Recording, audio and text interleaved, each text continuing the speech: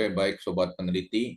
Jadi di video kali ini saya akan menjelaskan tentang Smart PLS 4 ya. Jadi software Smart PLS yang terbaru nih akan coba Bapak ulas tuntas dalam video ini ya. Kita akan bisa lihat juga keunggulan dari Smart PLS 4 ini dibandingkan dengan seri sebelumnya itu Smart PLS 3. Nah, untuk membuka Smart PLS 4 ini teman-teman caranya cukup mudah, tinggal teman-teman masuk saja ke situs webnya Smart PLS ya. Itu kalau lihat di Google, di sini ada Smart PLS, tinggal diklik.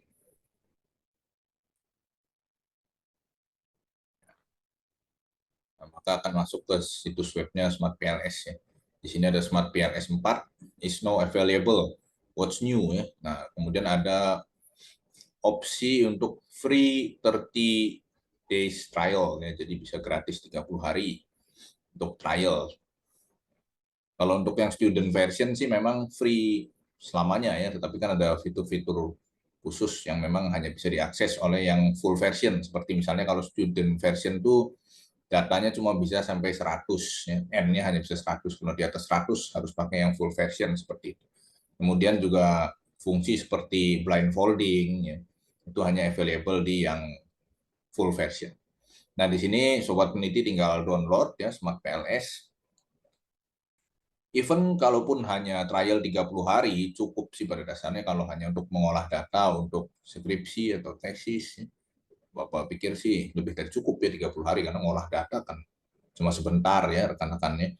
Nggak nyampe 1 jam istilahnya pun selesai. Seperti itu. Nah, kalau Sobat Peneliti sudah download Smart PLS ini, maka kemudian bisa langsung install ya di perangkat masing-masing. Nah, setelah terinstall, mari kita akan buka Smart PLS-nya. Nah, baik Sobat Peneliti, ini adalah tampilan awal dari Smart PLS 4 ya. Tampilannya sedikit berbeda dengan Smart PLS 3 ya. Kalau Smart PLS 3 ini didominasi dengan warna biru, ya, maka ini didominasi dengan warna abu-abu dan putih. Nah, apa sih keunggulan dari Smart PLS 4 ini? Kalau kita ingat di Smart PLS 3 itu, kalau kita mau import data dari Excel, maka kita harus ganti dulu formatnya ke CSV, delimited.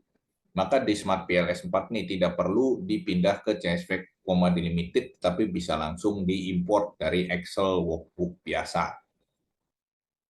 Nah, untuk importnya cukup kita klik di sini misalkan new project ya. Nah, new project, rekan-rekan bisa tulis projectnya apa, misalnya skripsi atau tesis atau penelitian ya. Misalnya ini kita ketik data ya, ini bebas namanya silakan ya. Misalkan data 8 create. Nah, kemudian setelah itu akan muncul import data file dan create model. Jadi import data file ini untuk mengimport data dari Excel, tadi seperti yang Bapak bilang bahwa tidak perlu lagi menggunakan CSV, delimited, tetapi bisa langsung Excel biasa, dan create model itu adalah untuk menggambar modelnya. Modelnya itu variabel-variabel dan hipotesisnya.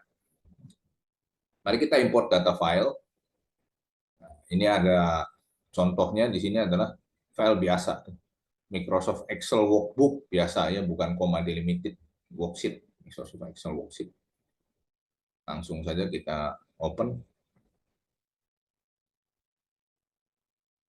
Oke.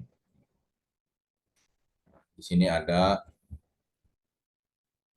langsung nama indikatornya ya. Di sini menggunakan teknologi acceptance model, ada perceived usefulness, perceived ease of use, attitude, dan intention.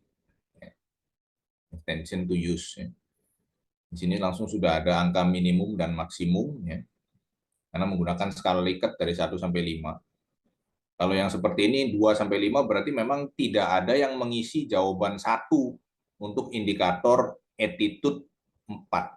Ya, jadi makanya minimalnya 2, maksimumnya 5. Kalau misalnya kuesionernya nggak ada yang jawab 5, gimana? Ya berarti nanti maksimumnya 4 gitu, teman-teman. Ya. Ini tinggal klik import. Oke. Sekarang kita klik. Nah, ini muncul ya.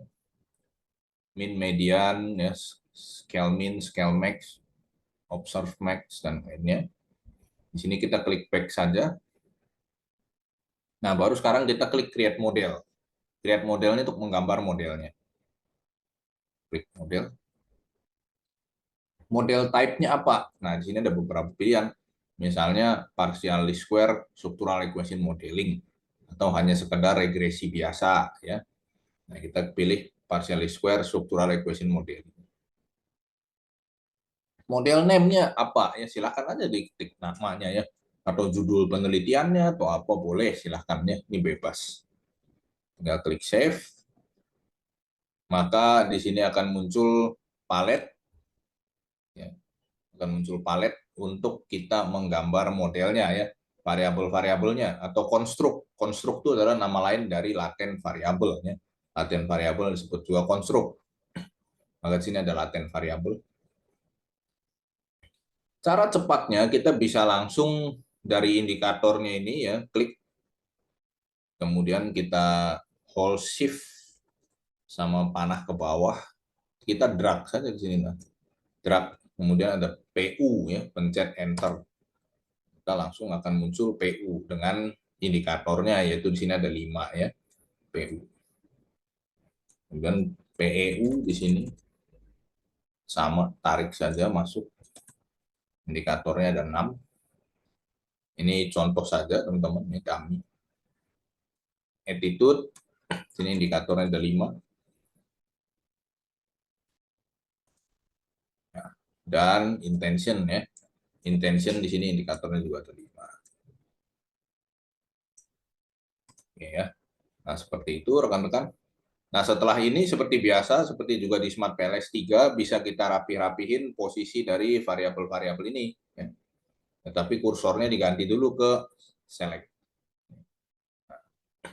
Variabel-variabel ini posisinya rapi atau nggak rapi, sebenarnya nggak ngefek ke hasil olah data. Terus kalau nggak rapih, jadi nggak signifikan, nggak, sama sekali nggak. Hanya supaya enak dilihat saja ya. Nah, misalnya ini ya, ini perceived usefulness, misalnya kita pindahkan indikatornya ke kiri ya, maka align indikator to the left. Perceived issue of use juga ya, align indicator to the left. Terus kita tarik di sini. Oke. Kemudian attitude, misalnya saya mau indikatornya ke atas ya. Oke.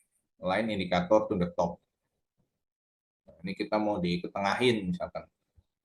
Dan intention, ini udah benar indikatornya ke kanan kan. Ya oke. Saya mau ini sejajar. Nah, kalau sejajar dia ada ininya tuh. Wah, seperti water pass-nya ya.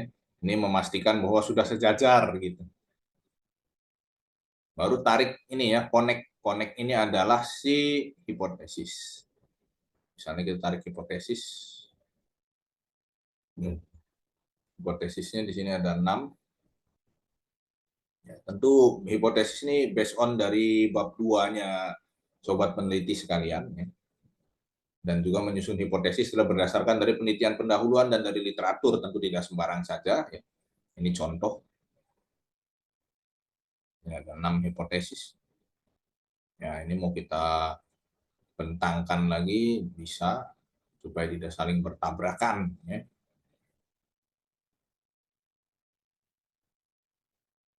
Ya. Sip. Oke. Nah, seperti biasa sama dengan di Smart PLS 3 ya. Berikutnya adalah kita lakukan yang namanya PLS algorithm. Cara melakukannya cukup klik calculate, kemudian PLS SEM algorithm. Ya. Nah, ini adalah tentu model intervening ya. Jadi ada variabel independent, ada variabel intervening, dan ada variabel dependent. PLS SEM algorithm kita klik start calculation.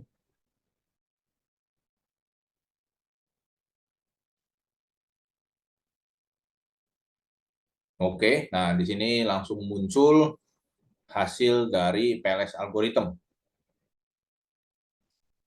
Nah, yang perlu sobat peneliti ketahui di sini adalah ada buletan, ada angka di dalam buletan, ini adalah angka R square ya. Angka R square yaitu menunjukkan hasil dari uji koefisien determinasi. Meskipun yang lazim digunakan adalah R square adjusted. Jadi R square yang sudah di-adjust karena penelitian ini merupakan penelitian multivariat ya. Kalau regresi berganda pun pakainya R-square adjusted. Kalau R-square biasanya hanya digunakan pada model regresi sederhana. Regresi sederhana itu kalau hanya ada satu variabel independen dan satu variabel dependen.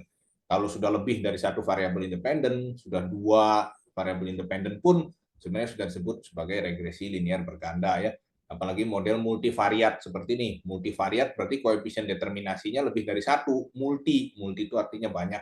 Seperti ini koefisien determinasinya ada 3 ya. PU, ATU, dan IU. Dia kena panah. Jadi siapa yang kena panah akan muncul angka koefisien determinasi. Ya. Koefisien determinasi itu di R square. Ya. Sebelumnya kita lihat dulu, yaitu untuk nilai outer loading. Ya. Nah, di sini kelihatan di gambar nilai outer loading. Nilai outer loading ini, sobat peneliti, kalau di Smart PLS memang kalau hijaunya itu 0,7 ya. Jadi kalau belum 0,7 itu nggak hijau angkanya. Nah, kita lihat di sini ya. Overloading ya.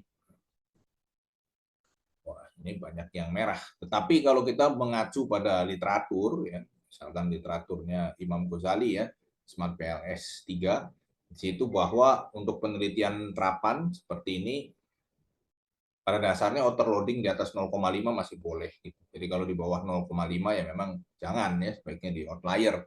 Jadi jangan buru-buru dulu di outlier, teman-teman. Apalagi kalau misalkan angkanya seperti ini ya, 0,687. Waduh, dikit banget lagi ke 0,7 ya. Itu kalau dibulatkan satu angka di belakang koma kan jadinya juga 0,7, teman-teman ya. Jadi jangan dahulu langsung di outlier.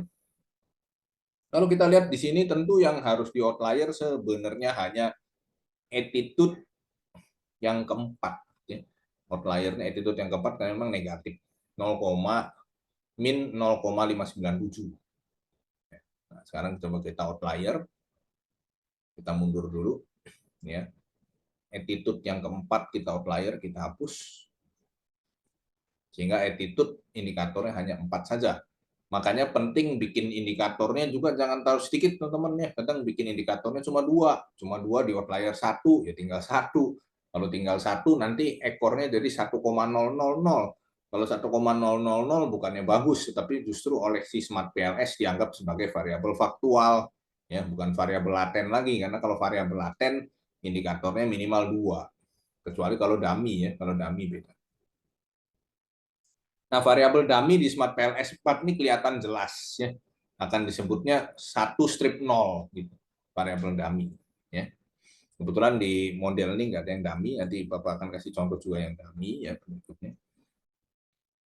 Nah, tadi setelah kita outlier attitude yang keempat, maka kita running lagi calculate PLSM algorithm.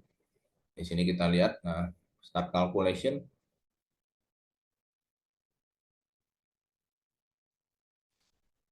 Nah, maka bisa kita lihat bahwa angkanya sekarang sudah tidak ada yang negatif ya di overloadingnya ini bisa kita lihat hanya attitude yang pertama 0,689 tentu ini sudah proper teman-teman ya, kalaupun dibulatkan satu angka di belakang koma pun nilainya 0,7, so it doesn't matter ya.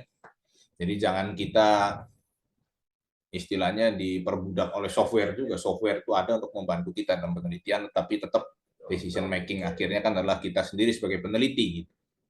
Oke, jadi bisa kita katakan bahwa seluruh indikator dalam model ini telah dapat mewakili si variabelnya ya, karena nilainya sudah di atas 0,5 bahkan 0,7 ya. Seperti itu. Jadi fungsinya outer loading ini adalah untuk melihat apakah si indikator ini mampu mewakili si variabelnya atau tidak. Nah, kemudian kita lihat di sini yaitu ada construct reliability dan validity ya. Nah, construct reliability dan validity nih ya. Ada nilai dari Cronbach's alpha ya. Kemudian composite reliability RHOA, composite reliability RHOC. Nah, ini merupakan uji reliabilitas. Jadi uji reliabilitas di Smart PLS 4 hampir sama ya dengan di Smart PLS 3 yaitu menggunakan Cronbach's alpha dan composite reliability. Kalau di SPSS kan hanya Cronbach's alpha saja, tapi di Smart PLS ada Cronbach's alpha dan composite reliability. Ini juga sama, kalau Smart PLS ya 0,7 baru hijau.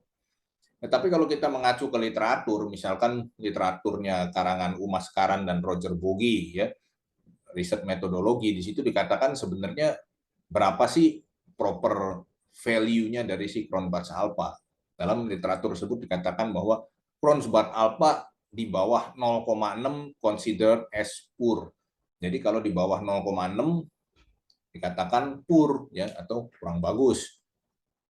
Berarti dia standarnya sebenarnya 0,6 pun sudah dianggap proper. Ya, meskipun kalau di sini Smart PLS harus 0,7 baru warnanya hijau untuk Cronbach's alpha dan composite reliability. Kalau average varian extracted beda, ya. Nah, ini beda, ini merupakan convergent validity, ya, dari nilai AVE. Convergent validity ini adalah ketika nilai AVE minimal 0,5. Jadi itu, ya. Jadi di sini ada reliability dan validity. Reliable itu artinya dapat diandalkan, gitu. Jadi kalau dapat diandalkan maksudnya reliable ini diuji beberapa kali dengan waktu yang berbeda, tapi hasilnya itu tetap sama, tetap konsisten, ya. Validitas bisa juga dilihat lagi dari yang namanya diskriminan validity, ya. Nah, ini diskriminan validity. Diskriminan validity ini bisa kita lihat dari Warner-Larker criterion, ya. Di sini Warner-Larker criterion ini cara bacanya cukup gampang, ya. Jadi kalau kita bikin di format paper untuk publikasi, conference atau jurnal, biasanya cenderung lebih banyak dipakai Warner-Larker criterion karena lebih simpel, ya, lebih sedikit, nggak banyak makan halaman. Apalagi kalau untuk conference atau jurnal yang dibatasi jumlah halamannya, ya, 10 halaman, ya, lebih dari 10 kena biaya lagi per halamannya, misalkan seperti itu. Nah, ini bisa kita lihat misalkan attitude, ya. Ketika attitude ini yang di atas ketemu yang di samping, maka nilainya harus lebih besar dibandingkan nilai yang di bawahnya, gitu. Jadi seperti pertandingan olahraga, ya. Ketika dia ketemu dengan dirinya sendiri, maka itu harus lebih besar dengan yang di bawahnya, gitu. Itu, ya. Nah, kemudian bisa juga dilihat dari nilai cross loading. Nah, nilai cross loading ini adalah per indikator, bukan per variabel, ya. Kalau per indikator lihatnya bagaimana? Ketika si variabel ketemu dengan indikatornya, maka nilainya harus lebih besar dibandingkan ketika si variabel ketemu dengan indikatornya variabel lain. Nah, ATU, ya, attitude ketemu dengan indikatornya dia. Bisa kelihatan angkanya lebih besar dibandingkan dengan ketika dia ketemu indikatornya variabel lain, ya. Ini seperti ini, ya. Intention ketika ketemu attitude kecil angkanya, tapi ketika ketemu intention, angkanya jadi besar, ya, lebih besar daripada ketemu dengan attitude, perceived ease of use maupun perceived usefulness. Nah, kalau untuk lagi bikin penelitian skripsi reguler, ya tentu masukkan dua-duanya, ya, ada Warner-Larker criterion dan cross loading. Kalau untuk paper publikasi biasanya sih kalau Bapak cukup masukkan untuk Warner-Larker criterion, ya, karena adanya keterbatasan halaman, ya. Uji multikolinearitas di sini ada, yaitu menggunakan namanya VIF, ya. VIF ini adalah varian inflation factor. Ini konsepnya kalau di SPSS juga sama, kan ada varian inflation factor, yaitu ketika angkanya antara 1 dan sampai dengan 10, ya, dikatakan memenuhi atau lolos dari uji multikolinearitas. Kalau di SPSS ada tolerance, ya. Kalau di Smart PLS ini hanya VIF, varian inflation factor. Ya. Jadi jangan ketukar, ya, sobat peneliti, antara AVE dengan VIF, ya, beda, ya. Collinearity statistik. Kemudian, nah, kita bicara R square. Di sini ada R square dengan R square adjusted. R square itu biasanya untuk kalau regresi sederhana, kalau R square adjusted untuk regresi berganda atau partially square, ya, structural regression modeling. Maka yang kita pakai itu angka R square adjusted. R square adjusted pasti angkanya lebih kecil dari R square, gitu. Ya, mungkin lebih besar. Tapi lebih kecilnya nggak banyak. Misalkan seperti ini, ya. 0,124 dengan 0,106, 0,539 dengan 0,525, gitu. 697 sama 694. Jadi nggak mungkin misalnya 0,539 R square-nya, terus R square adjusted-nya berapa? 0,1 misalkan, nggak mungkin ya. Bedanya banyak sekali gitu. Paling beda ekornya aja gitu. Ya, 539, 525. Apa ini 697, 694. Seperti itu ya rekan-rekan. Jadi di sini uji koefisien determinasi R square adalah untuk melihat seberapa besar kemampuan variabel eksogen mempengaruhi variabel endogen. Gitu. Eksogen mempengaruhi variabel endogen.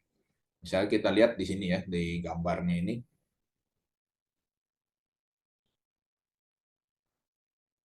Perceived usefulness ini kan kena panahnya cuma satu.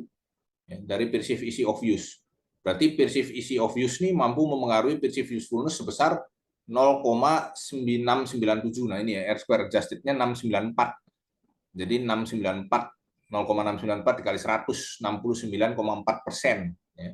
Jadi perceived easy of use mampu mempengaruhi perceived usefulness sebesar 69,4%. Attitude di sini ada 0,106 ya. Nah, ini bagusnya Smart PLS 4 begini, ketika lingkarannya di sort dia keluar tuh R square adjusted-nya keluar. Ini yang nggak ada di Smart PLS 3, sobat peneliti. Kalau Smart PLS 3 ya gambarnya itu hanya gambar saja, nggak bisa muncul seperti ini ya.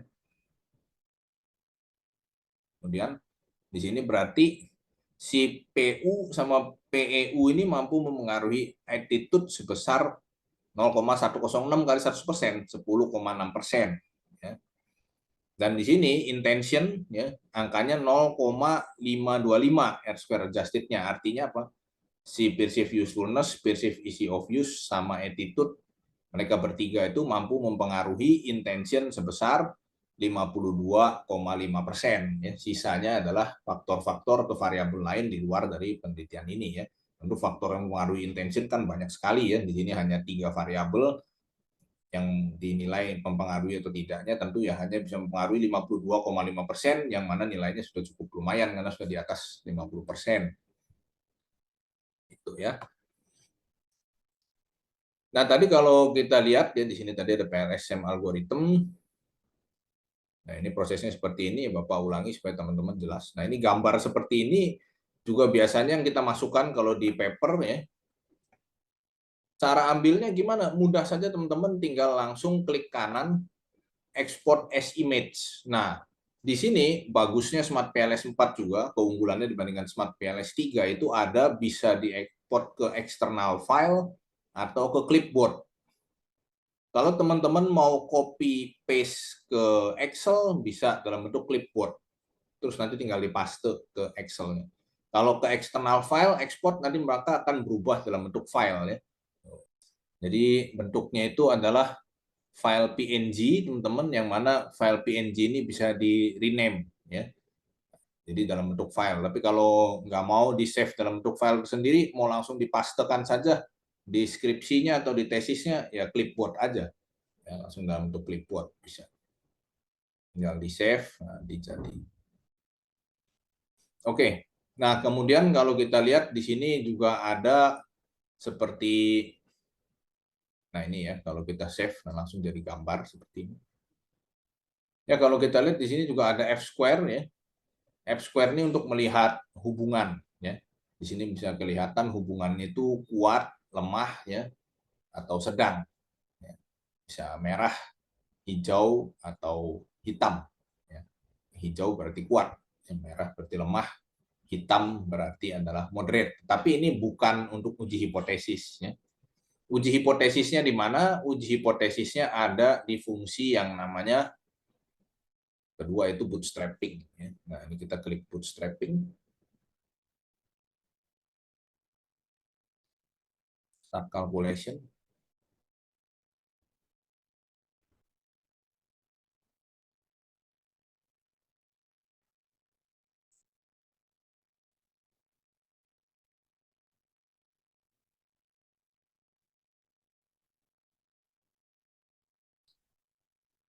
Oke, nah di sini bisa kita lihat, klik di pad koefisien ya. Pad koefisien, nah di sini adalah hasil dari uji hipotesis. Misalkan ada 6 hipotesis ya. Uji hipotesis tentu sama ya, menggunakan Smart PLS, menggunakan SPSS, eFuse maupun software lainnya, yaitu kita lihat dari nilai p-value ya. Kalau p-value-nya di bawah 0,05, berarti dia berpengaruh signifikan. Ada nggak Pak yang kalau p-value-nya 0,01? Bisa jadi kalau memang degree of confidence levelnya 99% dan hanya penyimpangan yang ditoleransinya hanya 1%. Dalam conference minggu kemarin, ya, Bapak jadi session chair di International Conference ICEEG 2023. Di situ salah satu partisipan ada yang present itu dia menggunakan degree of confidence levelnya hanya 90. Berarti kalau p-value-nya 0,1 ya dia masih tolerable. Nah, kalau yang seperti itu gimana? Ya tentu kembali lagi kepada masing-masing penelitinya ya teman-teman ya.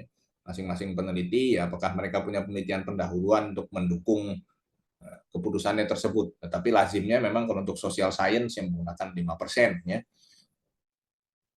Makanya di sini pun ketika angkanya 0,009 dia merah gitu. Tapi kalau mau pakainya 10% kan 0,009 masih bisa ya. Nah, seperti itu. Nah, sama juga dengan T-statistik. T-statistiknya ini kalau di lebih besar dari T-tabel. T-tabelnya kan 1,98 ya, berarti dia berpengaruh signifikan. Dan pasti sejalan gitu. Ketika p-value-nya kecil, maka T-statistiknya besar.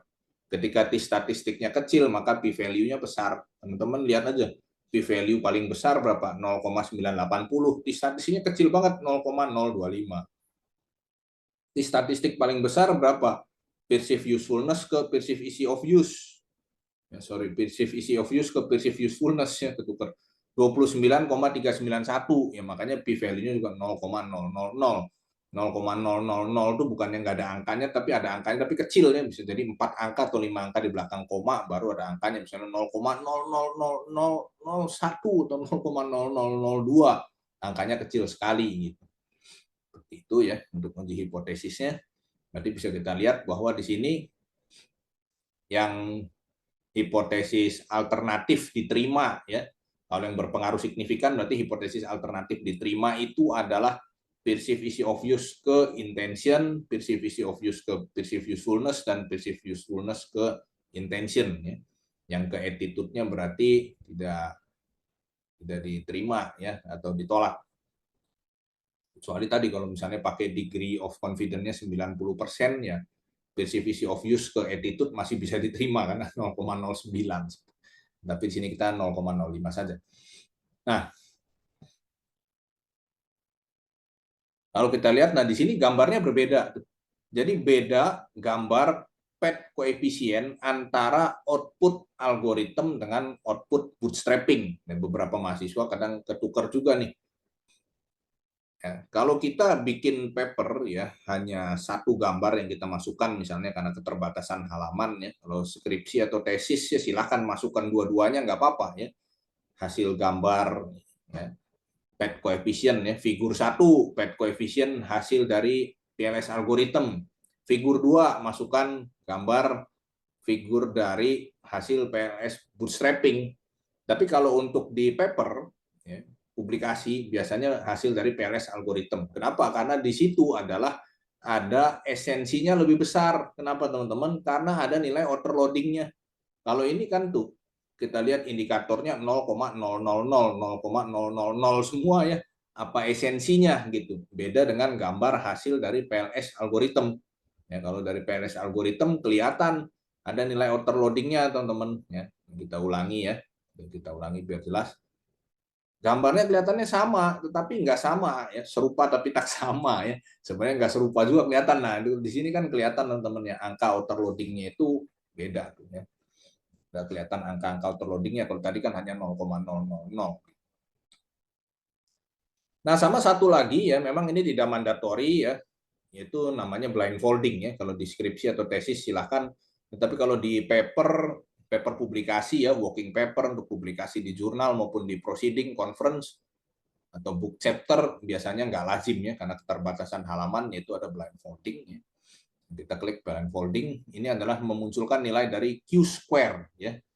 Construct cross validated redundancy.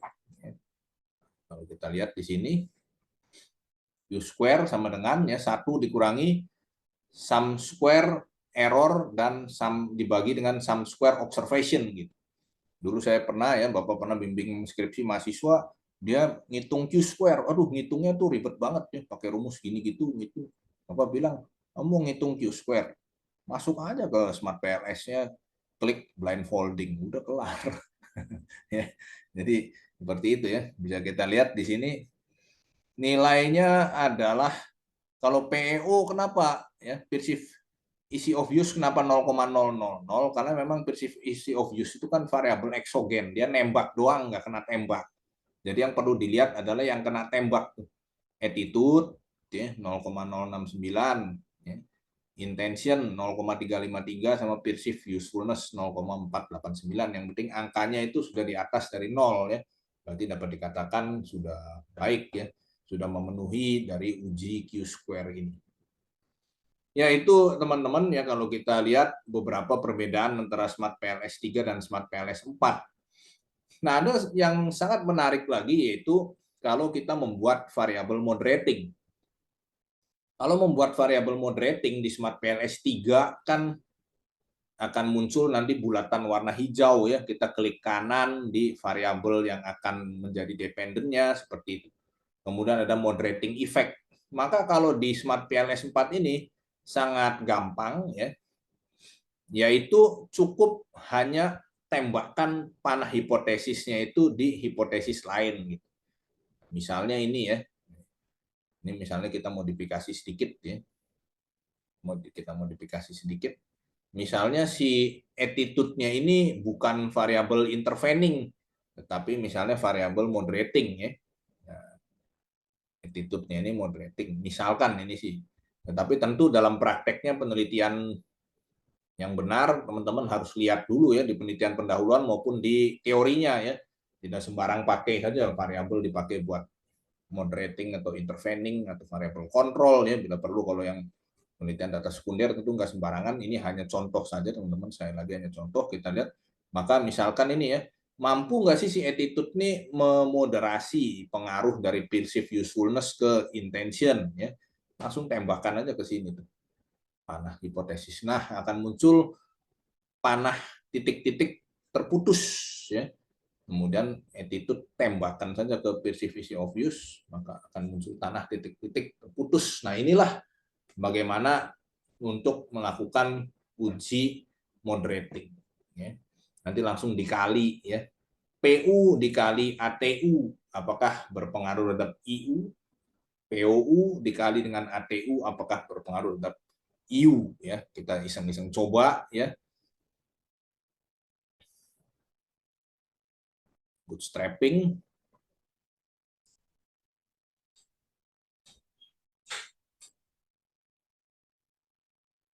Oke, nah ini masih proses.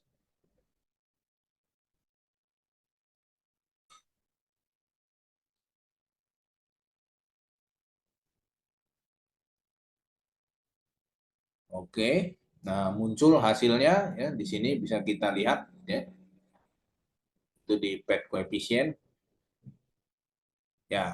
Di sini memang hasilnya belum dapat memoderasi ya, karena ini memang hanya coba-coba saja. Tapi yang maksudnya akan Bapak kasih tahu adalah sini hasilnya tuh kelihatan ATU kali PU, ATU kali PU ya terhadap IU seperti itu. Untuk melihat mampu memoderasi atau tidaknya sama ya, yaitu kalau dia p-value-nya di bawah 0,05 ya, nanti statistiknya di atas dari di tabel. Ini hanya contoh saja rekan-rekan ya. Oke, baik, seperti itu ya. Mungkin pengenalan kita untuk Smart PLS 4 ya. Semoga bisa membantu buat teman-teman. Jadi sekarang bisa kelihatan ya beberapa perbedaan antara Smart PLS 4 dengan Smart PLS 3 ya. Tentu kembali lagi software adalah media ya. Media kita melakukan penelitian, membantu kita dalam olah data, tetapi tetap bukan berarti kita dikontrol oleh software ya, tapi sebagai decision making-nya itu dari kita sendiri ya. Nah, silakan ya, rekan-rekan lebih suka yang mana ya, Smart PLS 3 atau Smart PLS 4 ya. Kalau mau lihat dari keterbaruannya, wah saya penelitian tuh menggunakan yang terbaru ya, penelitian pendahuluan yang terbaru, teori terbaru ya. Kalau begitu pakai software yang terbaru ya, silakan pakai Smart PLS 4 seperti itu, teman-teman. Baik, oke ya, semoga bisa menjadi jawaban bagi teman-teman yang sedang melakukan penelitian ya, baik penelitian mandiri, penelitian hibah ya, penelitian skripsi maupun tesis maupun disertasi ya. Semoga dapat membantu. Terima kasih. Apabila ada yang ingin ditanyakan, silakan dan sungkan-sungkan teman-teman bisa tanya di kolom chat ya. Tentu akan Bapak balas. Baik, terima kasih rekan-rekan ya. Tetap semangat.